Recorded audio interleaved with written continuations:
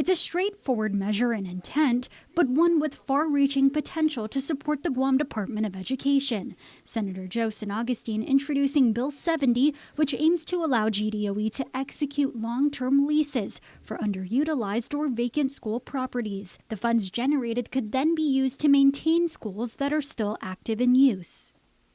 Even though you do have a law that authorizes you to rent your unoccupied schools, until the bill, if the bill is signed, and I hope it does get passed, you can start renting it today and then be prepared to do the lease. And once it's passed, then you can foresee the funding will come into your lap. GDOE Superintendent Dr. Kenneth Swanson voicing his support for the bill, noting that it creates a legal avenue to repair, modernize, and replace aging facilities beyond appropriations.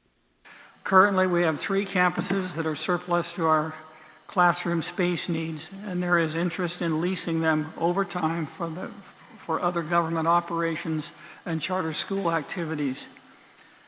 Guam Education Board Chair Angel Sablan also testifying in support, but calling for amendments. He adds while GDOE owns the facilities, not all the land they sit on is under the agency's ownership. One example, the newly decommissioned Chief Brody Elementary School.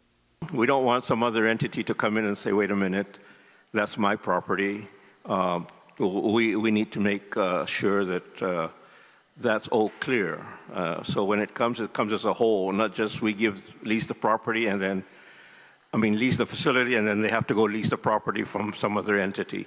Sablan also recommending clear language to ensure lease-generated funds go directly to GDOE, not the general fund, and suggested reducing the number of GEB members on the procurement team to 3. Meanwhile, Senator Therese Trelahi advising GDOE to work closely with its legal counsel and procurement officials to craft a standard. She also suggested tapping the Guam Economic Development Authority. But I think there should be protections in here where it is competitive, where it is going to be treated like other government of Guam property, where we have provisions required in the lease. We have to make sure liability is, so the other law said if someone else was going to use your campus, liability goes to them. All of that, I think, should be very clear in the lease. Education officials noting they are also exploring federal partnerships and charter school options.